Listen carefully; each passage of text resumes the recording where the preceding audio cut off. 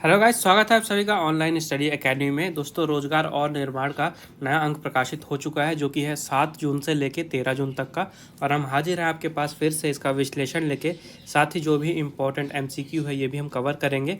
और जैसा कि आप सभी को पता है कि मध्य प्रदेश के जितने भी एग्ज़ाम होते हैं, चाहे वो एमपीपीएससी हो या व्यापम के हों, तो हर एग्ज़ाम के लिए काफ़ी ज़्यादा इंपॉर्टेंट न्यूज़पेपर है ये।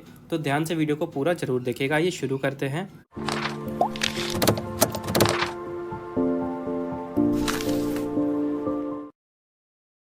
तो देखिए, सबसे पहले सबसे इम्पॉर्टेंट न्यूज़ क्या है कि जो राज्य सेवा प्रारंभिक परीक्षा है ये 25 जुलाई को होगी। ठीक है, तो पहले 20 जून की डेट डिसाइड की गई थी। 20 जून को ये पेपर होने वाला था, लेकिन कोविड के कारण इसको पोस्टपोन कर दिया गया था।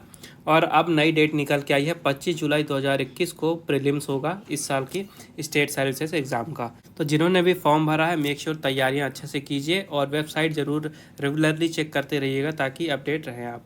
इसके बाद नीचे देखते हैं। यहाँ पे देखिए, दीनदयाल उपाध्याय ग्रामीण कौशल योजना की बात की गई है। तो आपको सबसे पहले तो योजना का नाम याद रखना है, दीनदयाल उपाध्याय ग्रामीण कौशल योजना। मध्य प्रदेश में शुरू की गई थी ये, यहाँ के युवाओं को रोजगार प्रदान करने के लिए। तो पंचायत एवं ग्रामीण विकास विभाग के अंतर्गत राज्य ग्रामीण आजीविका मिशन के सहयोग से संचालित दीनदयाल उपाध्याय ग्रामीण कौशल योजना, इसको लॉन्च किया गया था मध्य प्रदेश में। और इसी के तहत अभी निःशुल्क प्रशिक्षण दिया गया है युवाओं को। और ग्रामीण क्षेत्र से अभी लगभग 816 युवक एवं युवतियों को देश के निजी क्षेत्र में बड़ी कंपनियों में रोजगार के अवसर दिए गए हैं, तो याद रखिएगा। चलिए अब देख लेते हैं पिछला सप्ताह। तो 29 मई की न्यूज़ है, एम्स ने मेडिकल कॉलेज में एडमिशन के लिए होने वाली परीक्षा का नया शेड्यूल जारी किया है। तो कोविड के कारण सभी परीक्षाएं जो थी वो रिशेड्यूल हो रही हैं, सभी को पोस्टपोन किया गया था। तो जो एम्स की मेडिकल कॉलेज में एडमिशन के लिए होने वाली परीक्षा था, उसका नया शेड्यूल जारी किया गया है। और ये जो परीक्षा है ये 16 जून 2021 को होगी, याद रखिएगा।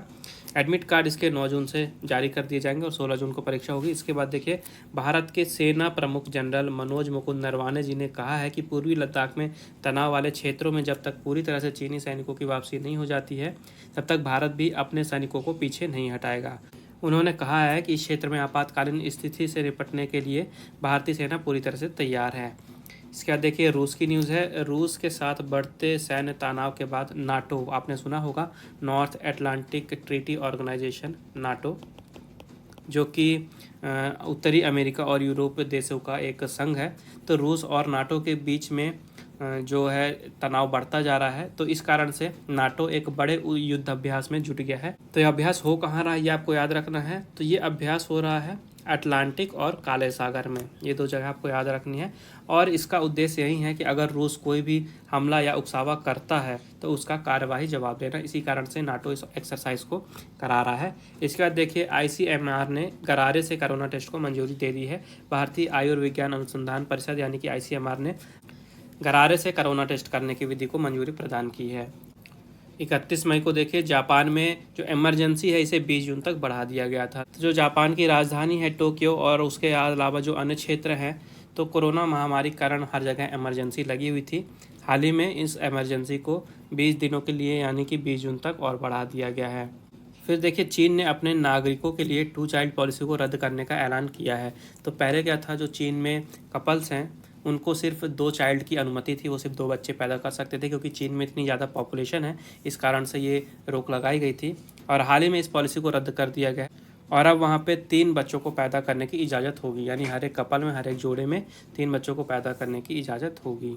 यहाँ पे देखिए, वर्ल्ड हेल्थ ऑर्गेनाइजेशन यानी विश्व स्वास्थ्य संगठन WHO ने चीन की कोरोना वैक्सीन सिनोवैक बायोटेक, ठीक है, सिनोवैक बायोटेक, ये वैक्सीन का नाम आपको याद रखना है, इसको आपातकालीन इस्तेमाल के लिए मंजूरी दे दी है। और ये चीन में बनी दूसरी कोरोना वैक्सीन है जिसको WHO की तरफ से मंजूरी मिली है। आपको नाम याद रखना है, सिनोवैक बायोटेक। इसके बाद देखिए, भारत की दवा नियामक संस्था औषधि महानियंत्रक यानी कि DCGI ने विदेशों में बने कोरोना के टीकों को भारत में ट्रायल में नहीं गुजरने की छूट दी है। तो एक्चुअली में क्या है, जो भी कोई वैक्सीन है उसको पहले भारत में भी ट्रायल किया जाता था पहले, लेकिन अभी क्या है कि अलग अलग देशों में उन वैक्सीन का ट्रायल हो रहा है, जैसे कि अमेरिका के द्वारा अगर वो वैक्सीन पास कर दी गई हैं, उनके ट्रायल से गुजर गई हैं, चाइना, जापान या ब्रिटेन, इन बड़े बड़े देशों के ट्रायल से अगर वो वैक्सीन गुजर चुकी हैं तो भारत में उसे सीधे ग्रीन कॉरिडोर दिया जाएगा, मतलब सीधे उसकी मंजूरी पे इजाज़त दे दी जाएगी, उसे भारत में कोई भी टेस्ट नहीं कराना पड़ेगा। तो इस कारण से उनको छूट दी गई है विदेशी वैक्सीनों को। और जो भारत में वैक्सीन बनाई जा रही हैं उनका भी कहना है कि भारत में जो वैक्सीन में बन रही हैं उन्हें भी ऐसी छूट मिलनी चाहिए। फिर यहाँ पे देखिए काफ़ी ज़्यादा इंपॉर्टेंट न्यूज़ है ये। इजराइल के 11वें राष्ट्रपति चुने गए हैं, इनका नाम है इसाक हेर्ज़ोग। ठीक है, इसाक हेर्ज़ोग जो है इजराइल के 11वें राष्ट्रपति बने हैं। फिर देखिए जो TET था यानी कि शिक्षक पात्रता परीक्षा, इसका जो प्रमाण पत्र था इसको अब हाल ही में जीवन भर के लिए मान्य कर दिया गया है। केंद्र सरकार ने कोरोना महामारी के दौर में विद्यार्थियों को बड़ी राहत दी है। सरकार ने कहा है कि अब शिक्षक पात्रता परीक्षा यानी कि TET के प्रमाण पत्र की वैधता आजीवन रहेगी। फिर बात कर लेते हैं महत्वपूर्ण दिवस की। तो 5 जून को मनाया गया है विश्व पर्यावरण दिवस यानी कि वर्ल्ड इन्वायरमेंट डे। काफ़ी ज़्यादा इंपॉर्टेंट क्वेश्चन है ये, काफ़ी ज़्यादा चांसेस है आपके एग्जाम में आने के। हर साल 5 जून को मनाया जाता है पूरे विश्व भर में विश्व पर्यावरण दिवस। और ये दिन क्यों मनाया जाता है? तो पर्यावरण के बारे में लोगों को जागरूक करने के लिए ये दिन मनाया जाता है। लोगों को पर्यावरण की जो इम्पोर्टेंस है वो बताई जाती है। बताया जाता है कि हमारे जीवन में पर्यावरण का कितना ज़्यादा महत्व है, पृथ्वी पे बैलेंस बनाए रखने के लिए पर्यावरण का कितना ज़्यादा महत्व है, हमारी एक्टिविटीज़ का कितना ज़्यादा प्रभाव पड़ता है पर्यावरण पे और किस तरह से इसे रोका जा सकता है ताकि हम अपने पर्यावरण को बचा सकें, ताकि हमारा जो फ्यूचर है, भविष्य है, वो बेहतर बन सके।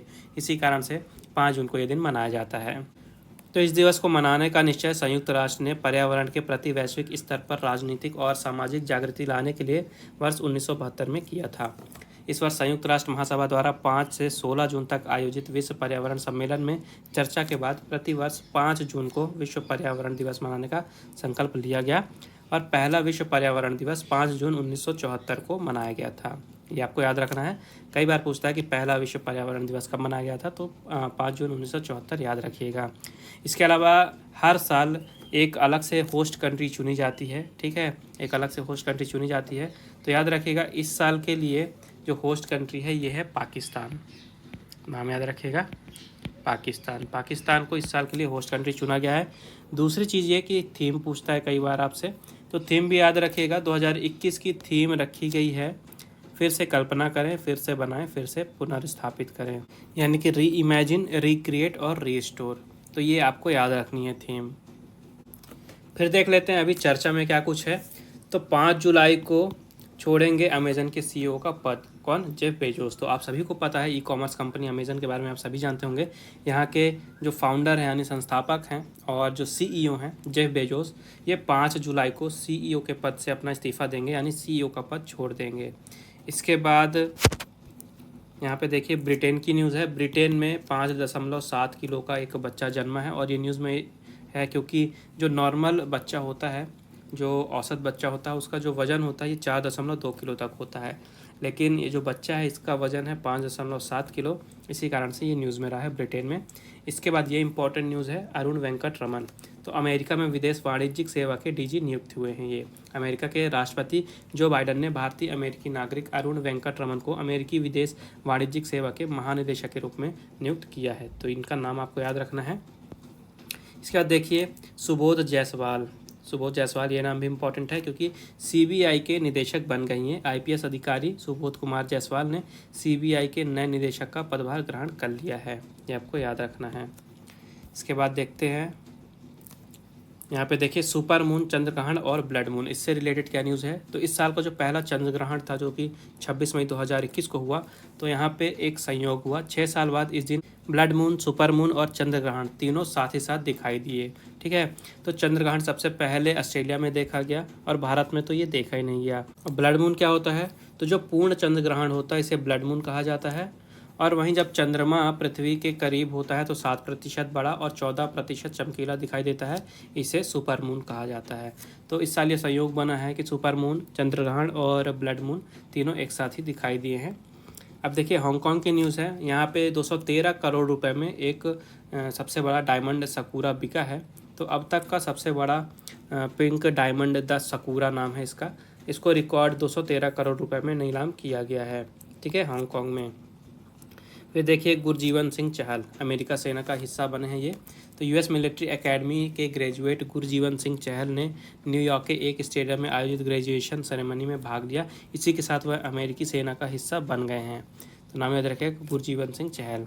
फिर देखिए एक दुर्लभ उल्कापिंड की न्यूज़ है। लंदन के म्यूजियम में रखा जाएगा इसे। तो ब्रिटेन स्थित ग्लॉस्टर शहर में फरवरी 2021 को उल्कापिंड का एक टुकड़ा गिरा था, जिसे बाद में पहचान किया गया कि ये 4 साल पुराना पत्थर है और इसे अब लंदन के म्यूजियम में रखा जाएगा। फिर देखिए बेंगलुरु में एक गोलाकार इंद्रधनुष दिखा, फोटो में देख सकते हैं। तो कर्नाटक में कुछ जगह बारिश के बाद वहाँ पे गोलाकार यानी कि सर्कुलर इंद्रधनुष लोगों को देखने को मिला है। फिर पुरस्कार की बात कर लेते हैं। तो भारतवंशी प्रोफेसर शंकर बालासुब्रमण्यम जी हैं, इनको मिलेनियम टेक्नोलॉजी पुरस्कार मिला है। तो भारत में जन्मे वैज्ञानिक प्रोफेसर शंकर बालासुब्रमण्यम को तकनीक की दुनिया में अहम योगदान के लिए प्रतिष्ठित मिलेनियम टेक्नोलॉजी अवार्ड से नवाजा गया है। नाम याद रखिएगा। फिर यहाँ पे विश्व खाद्य पुरस्कार, काफ़ी ज़्यादा इंपॉर्टेंट क्वेश्चन है ये, काफ़ी ज़्यादा चांसेस आने के। तो शकुंतला हरक सिंह, नाम आपको याद रखना है। विश्व खाद्य पुरस्कार फाउंडेशन ने 2021 का जो पुरस्कार है विश्व खाद्य पुरस्कार, ये शकुंतला हरक सिंह थिलस्टेड को देने का घोषणा किया है। ठीक है, शकुंतला हरक सिंह थिलस्टेड नाम आपको याद रखना है। और जो प्राइज़ मनी है इनको $2.5 लाख राशि दी जाती है, ये आपको याद रखना है। इसका देखिए मैरीलैंड में चांदी के दुर्लभ सिक्के मिले हैं। तो पुरातत्व विभाग को मैरीलैंड में करीब 400 साल पुराने दुर्लभ चांदी के सिक्के मिले हैं। इसके बाद देखिए अन्वी भूटानी, तो ऑक्सफोर्ड छात्र संगठन की अध्यक्ष बनी है ये, ऑक्सफोर्ड यूनिवर्सिटी के। फिर शाही लीची, तो बिहार से इस सीज़न की शाही लीची की पहली खेप हवाई मार्ग से हाल ही में लंदन रवाना की गई है। ये फसल जीआई टैग सर्टिफिकेट के बाद एक्सपोर्ट की गई है, ये आपको याद रखना है। तो बिहार की लीची आपको याद रखना है, बिहार की एक्चुअली में शाही लीची इसको जीआई टैग मिला हुआ है। फिर कैलिफोर्निया विश्वविद्यालय ने भूस्खलन होने से पहले ही पता लगाने वाली तकनीक विकसित कर ली है। फिर स्मृति शेष देख लेते हैं।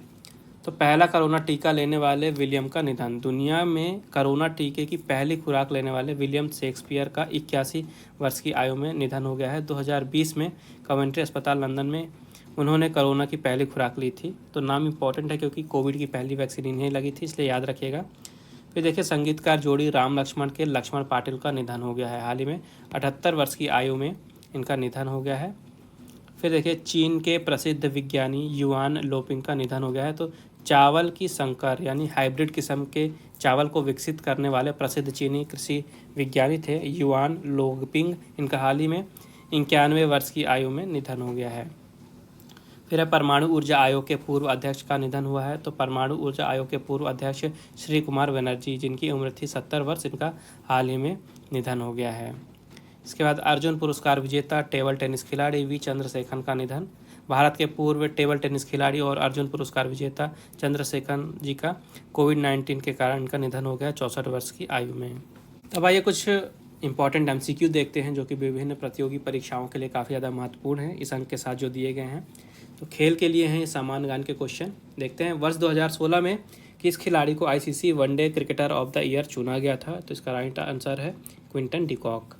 इस वर्ष पोस्ट टेनिस ग्रैंड प्रिक्स में महिला एकल वर्ग में विजेता कौन बनी है? तो इसका राइट आंसर है एशले बार्टी। द 100 लीग किस खेल से संबंधित है? तो इसका राइट आंसर हो जाएगा आपका क्रिकेट। तो इंग्लैंड में ये टूर्नामेंट शुरू किया जा रहा है द 100 लीग, जिसके तहत जो 2020 आपने टूर्नामेंट देखा होगा काफ़ी शॉर्ट फॉर्मेट होता है जिसमें 120 बॉल होती है एक पारी में, लेकिन अब द 100 नाम से शुरू किया जा रहा है जिसमें हर एक पारी में सिर्फ 100 गेंदें होंगी। अगला क्वेश्चन है वर्ष 2014 में किस देश ने महिला रग्बी वर्ल्ड कप जीता है? तो इसका राइट आंसर हो जाएगा आपका इंग्लैंड।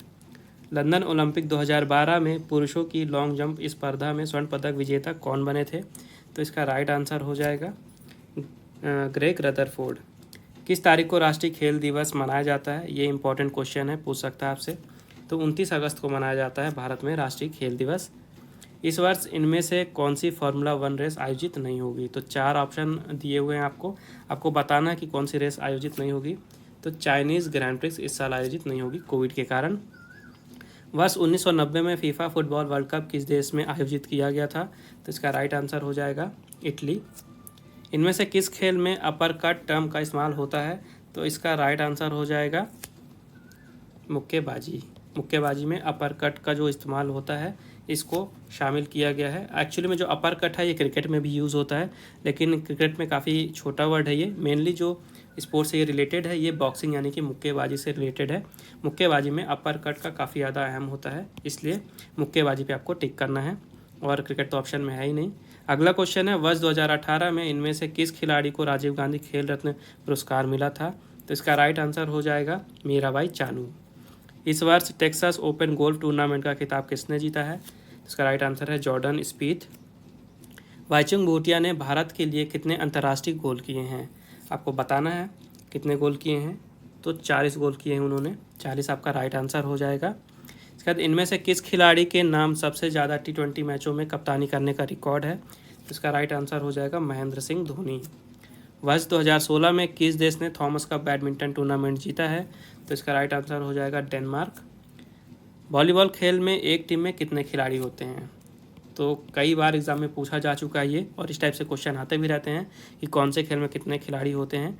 तो आपको बताना है कि वॉलीबॉल में कितने खिलाड़ी होते हैं एक टीम में। तो इसका राइट आंसर हो जाएगा 6। माइकल ओवन किस देश के दिग्गज फुटबॉलर रह चुके हैं? इसका राइट आंसर हो जाएगा इंग्लैंड। ऑस्ट्रेलिया की महिला क्रिकेट टीम ने वनडे क्रिकेट में कितने मैच लगातार जीतने का रिकॉर्ड बनाया है?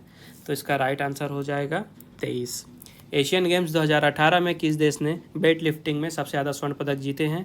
तो इसका राइट आंसर हो जाएगा उत्तर कोरिया। रियो ओलंपिक में बैडमिंटन में पुरुष एकल वर्ग में चैंपियन कौन बने थे? तो इसका राइट आंसर हो जाएगा चेन लोंग। राफेल नडाल ने कितनी बार बार्सिलोना ओपन में पुरुष एकल खिताब जीता है? तो इसका राइट आंसर हो जाएगा 12।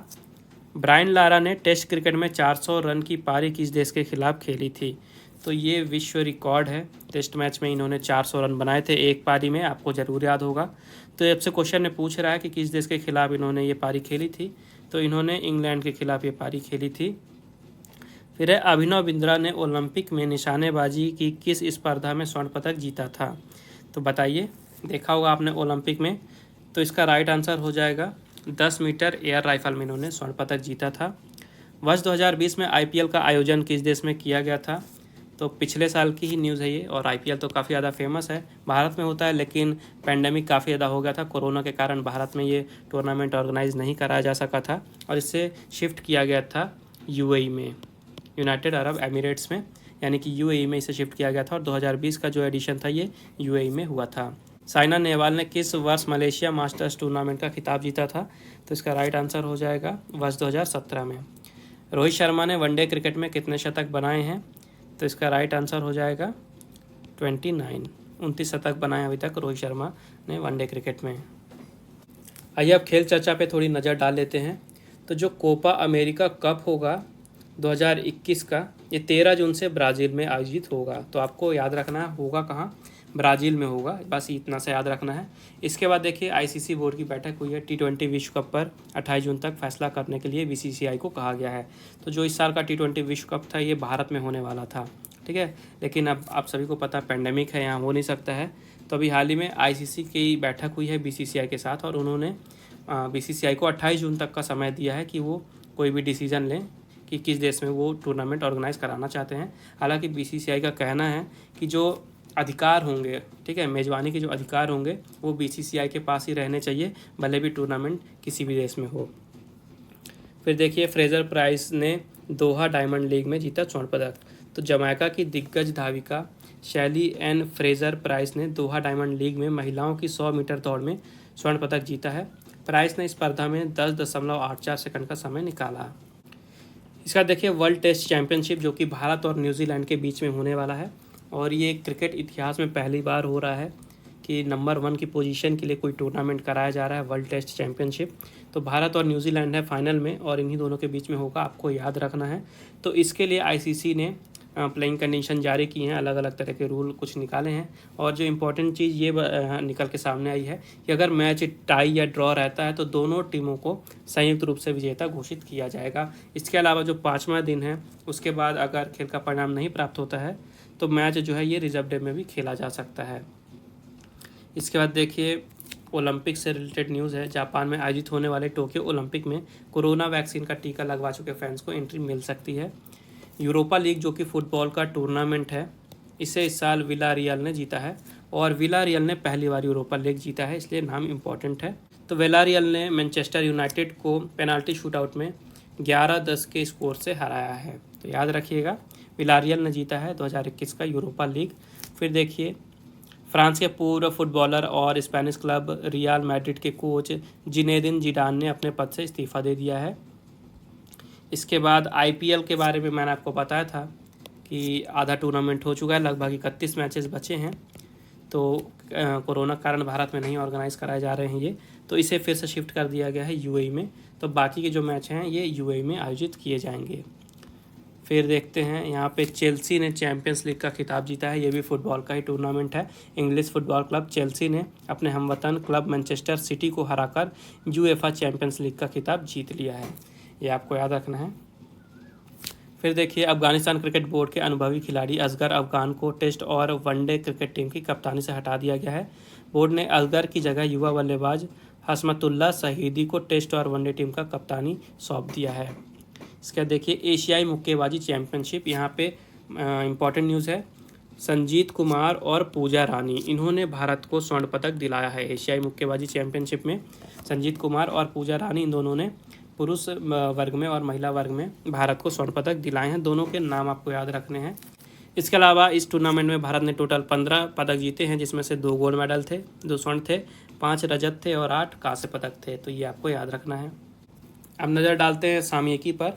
तो देखिए, असद चौथी बार राष्ट्रपति बने हैं, कहाँ पे? सीरिया में। तो सीरिया के राष्ट्रपति बशर असद को चुनाव में चौथी बार ऐसी ऐतिहासिक जीत मिली है और ये चौथी बार फिर से राष्ट्रपति बन गए हैं सीरिया के। तो ये आपको याद रखना है। क्या याद रखना है? बशर असद चौथी बार सीरिया के राष्ट्रपति फिर से बन गए हैं। फिर यहाँ पे देखिए, क्वाड के फैसलों पर जल्द अमल किया जाए, ये बात कही है भारत के जो विदेश मंत्री हैं जयशंकर जी। उन्होंने अमेरिका में जाके वहाँ पे अमेरिका की जो विदेश मंत्री हैं एंटनी ब्लिंकेन, इनके साथ बातचीत की और कहा कि क्वाड नेताओं के जो मार्च में बैठक हुई थी उसके दौरान जो भी फैसले लिए गए हैं उन पे जल्दी से जल्दी अमल करना चाहता है भारत। और क्वाड जो है ये 4 देशों का समूह, आप सभी को मैंने बताया था, ठीक है। क्वाड में कौन कौन है?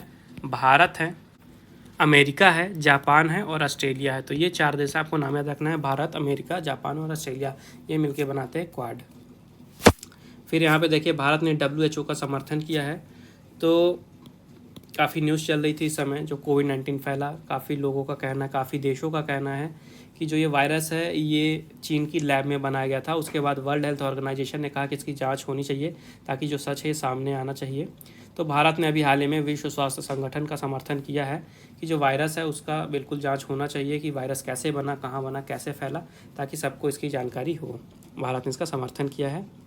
फिर देखिए, नेतन्याहू को हटाकर विपक्ष बनाएगा सरकार, इजराइल की न्यूज़ है। हाल ही में हमास के साथ जंग लड़ चुका इजराइल अब सियासी जंग लड़ रहा है। वहाँ राजनीति ने ऐसा मोड़ लिया है जिसने देश में सबसे लंबे समय तक पीएम रहे बेंजामिन नेतन्याहू को हाशिए पर धकेल दिया है। दरअसल हयामीन होहादाशी, ठीक है, हयामीन हेहादाशी पार्टी के प्रमुख और राष्ट्रवादी नेता नफ्ताली बेनेट ने विपक्ष और मध्यमार्गी पार्टी येश आतिद के प्रमुख यायर लैपिड के साथ गठबंधन सरकार बनाने का ऐलान कर दिया है।